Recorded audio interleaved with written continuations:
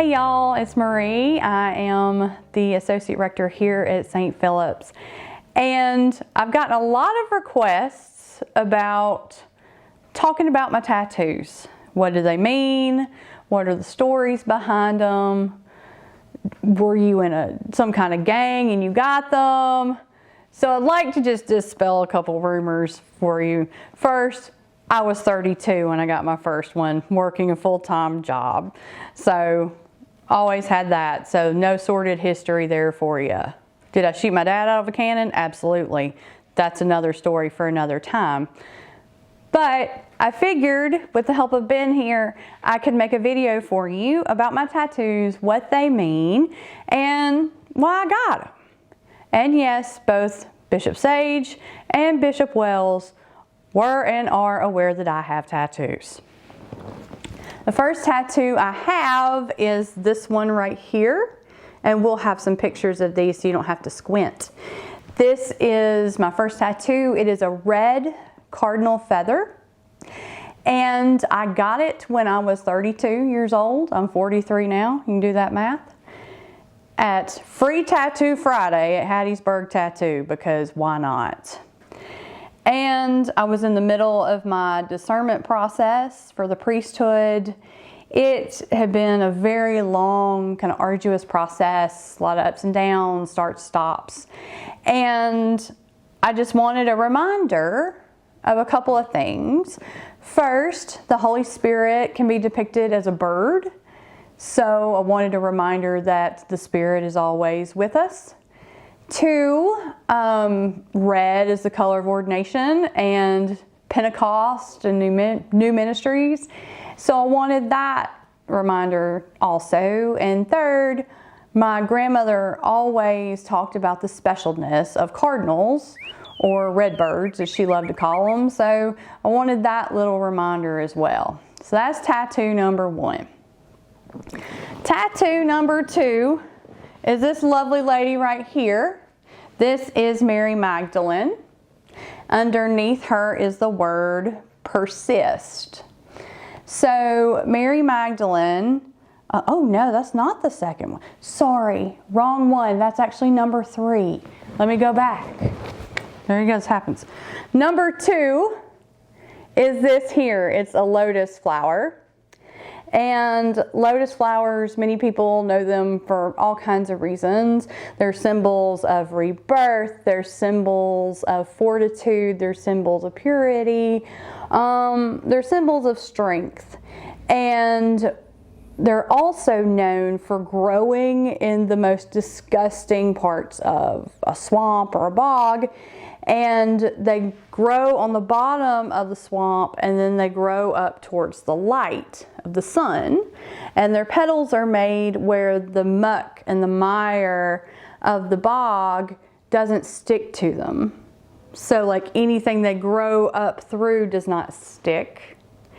And I actually got this the day that I was going to find out what my parish discernment committee, which was hosted here at St. Philip's, was going to decide. If they were going to decide to send me forward to the bishop for final decisions on ordination and to commissional ministry, or if they didn't hear a call. So I went that afternoon before that meeting and had this done, and came back that evening, and any of the St. Philip's folks who were on my committee will remember me sitting there kind of slapping my wrist. It was because this was fresh and kind of itchy. So that's my lotus. Now back to Mary Magdalene. So this is Mary Magdalene here. She has the word persist underneath her. And she is actually taken from a page of a 13th century Psalter called the St. Alban Psalter. And if you look at her hands, she has one hand out like this and one hand like this. In the full page of the Psalter, she is standing at a door because she's just entered, and she's seen Christ at the tomb. She's come to proclaim the resurrection to the disciples. The disciples on the other part of the panel are grabbing their scrolls, they're looking around. everyone's doing everything but paying attention to the news.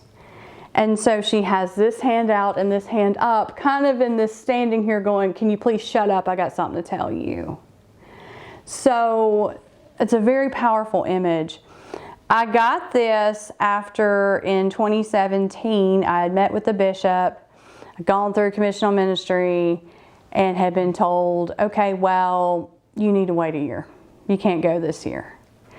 And so it was kind of a, you're built up and then you're like, oh, okay, well now what am I going to do? So I got this not long after that meeting. And, just a reminder that, Mary Magdalene is the patron saint of showing up. She is the patron saint of being there and proclaiming. And even if this was not the time was going to come. So that's why I have this. Funny story, about 2 weeks after I had it done, Bishop Sage came to St. Mark's in Raymond, where I was a parishioner, and I showed it to him, and he was like, that's pretty cool. And I said, I got it after I met with you. He's like,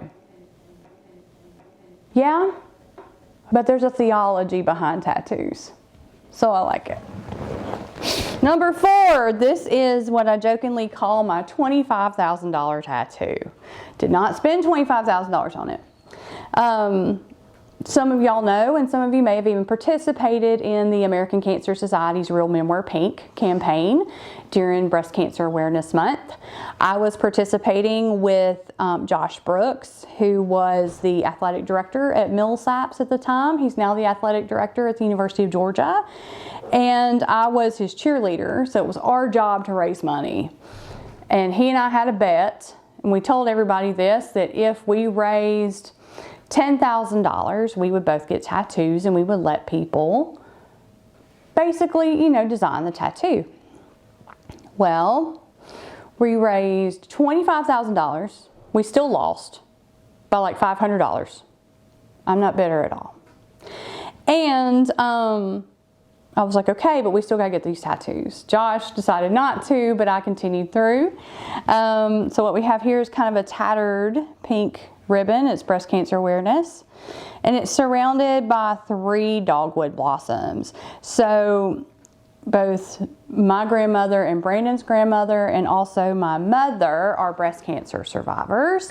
And so I got this to honor them and also to keep my part of the challenge that we set for ourselves. Josh never got his tattoo. One day I will collect on that. So, other tattoos here. This is my grandmother's memorial tattoo. She died in 2008. And I got this in 2018, around the 10-year mark. These are all flowers she grew in her garden. So that's a camellia. Those are paper whites and daffodils, tiger lilies, irises, and then of course the cardinal in the middle, because she loved cardinals, and she was a very formative person in my life. If I went to church, it was because she took me. So can't ever forget her. This, obviously, I'm sure you can guess who this is. This is Our Lady, the Blessed Virgin Mary. I took my tattoo artist, I've only had 3 artists ever work on me. I'm about to have another one work on me soon. I'll tell you about that. I took him a number of different depictions of the Virgin Mary. And I said, I can't decide which one. So he kind of combined them all into this one. And she's just, I love her. She's very serene. She's very calm. The Virgin Mary has shown up in my life a number of times. And she's everybody's got a patron. I think she's mine. So, and if you come in my office, you will see a number of different Virgin Marys, because I don't think there's a problem. You can't just have one. It's like potato chips. I don't have the toast one though. I think David does. So that's what this is. He even left room if I wanted to come around and put more. We'll see about that. This is Greek for Jesus' last words on the cross. This is what they translate to in Greek from the Gospel of John. And it says, "It is finished." I got this on Good Friday, my first year in seminary. And that's just something that's always been very powerful to me. You know, I grew up Southern Baptist. You know, you hear a lot of, if you've grown up in any kind of very hardline evangelical tradition, you always, for me at least, I felt like nothing I did was good enough to gain the love of God. But I always found comfort in these words. It is finished. All I'm called to do is serve God and love my neighbor, and that's enough. So it is spelled correctly because a friend of mine that I worked with at Millsaps teaches Latin and Greek, and she wrote it out for me. So it is spelled correctly. Side note, if you ever decide to get a tattoo in a language that's not your own, get someone who either teaches that language or speaks that language to write it for you. Otherwise, you're going to end up with some bad mistakes. Google it. I'm sure you can find out. This one I got right before I left Millsaps to go to seminary in 2018. My friend Carrie Sue is a Methodist deacon, and she also does this beautiful lettering. If you come in my office, you'll see one piece of lettering that she's done in there on a canvas. It's a prayer of Julian of Norwich. And then there's another one I'm probably going to hang over my wall or over the door. I'll show it later. But I had seen a number of female pastors and priests that I really identified with all getting the same tattoos. And, you know, same words, different lettering, different composition. So wild and holy, because that's what we're called to be. We're called to be wild in the love of God, and we're called to everyday holiness.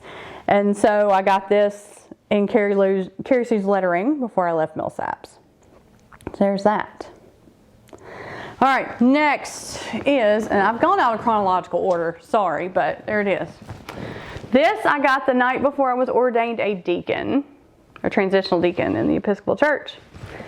I have a thing about Tudor history, and I love Anne Boleyn, and I think she was horribly wronged, and we can have a ton of discussions about why I feel that way. I won't take up your time with this today. But in Hever Castle, her childhood home, they do have 2 of her books of hours, her prayer books. And they each have some of her writing in them. And there was one piece that just really spoke to me as I was going through seminary and going through discernment. And it, in French, it's Le temps viendra, which means, depending on how you translate it, the times will come, the times are coming, the time has come. And so there's a piece of it with her handwriting, and underneath it she has signed her name. And so the night before I was ordained a transitional deacon, I got those words there, put around a Tudor rose. The next day at my ordination, Bishop Sage walked up and gave me a big slap on the arm, like, "How you doing today?" And he didn't know I had this there. He learned right after that. Sorry, I probably should have warned him. And the last tattoo I have, this is my dad's memorial tattoo. My dad passed away in 2022. He of the Canon funeral fame. And this comes from a 13th century manuscript that's at Cambridge. And it's an apocryphal tale of a priest who just gets fed up and wants all kinds of power, and so he gives his soul to the devil. And on the very next page, the Virgin Mary shows up, grabs the soul, and punches the devil in the face while she's doing it. So not only is it my dad's tattoo, my friend Melissa from seminary, who was one of Les's classmates, when she was kind of a mentor to me, and when she came to visit me one time, she brought me a pen that had this on there, and it said, "Hail Mary, full of grace, punch the devil in the face." And so I really loved this image of the Virgin Mary, you know, just coming back and taking back this soul for God, and you ripping it back out of the hands of the devil. And, you know, just that note that God is always there, and God sends people to us in our darkest time. This writing is Latin. It is correct. Thank you, same friend who translated that for me. I'm not going to say on this video what it is because it's not for polite society, which is why I got it in Latin. Come up to me and I'll tell you what it is. But if any of y'all knew my daddy, as some people did, they know what it is. But it's just something he always told us whenever things were down or anything like that. My next tattoo is actually happening in September. There is a family of tattoo artists that have been tattooing pilgrims in the Holy Land since 1270, either 1270 or 1370. They're called the Razook family, and they are actually doing a U.S. tour in September. So I'm going with a friend of mine to Charleston, and we're going to get tattooed by Razook. So I'm going to figure out which of the 700-year-old stamps I'm going to choose my tattoo from. Got to figure that out. I have another tattoo at some point that's coming from my soccer friends, because my team, Leeds United, did get promoted to the Premier League this year, and the challenge was that they got promoted and won the championship, that I had to get a tattoo. Well, they did win the Championship League championship, and they got promoted, so it's due time for that. So I got to figure that out. But these are the stories about my tattoos, and all of them have a story. Some of them are funny, some of them are sad, some of them are poignant, but they're also the best evangelism tools I have, because some people feel more comfortable coming up and talking to me when they see my tattoos. So don't ever hesitate to ask me about them. Ask me why, ask me my thoughts, and I'll be glad to tell you, because like Bishop Sage told me, I think there's theology in tattoos. You have to have enough of a story about something for it to want to have it on your skin. So that's all I have. Maybe making some more videos at some point, but I definitely wanted to get this one out of the way. And thank y'all so much for having me here at St. Philip's. And don't forget to come see me, email me, and we'll set up a time for you to come meet with me, because I'd love to get to know you more deeply. God bless and have a wonderful week.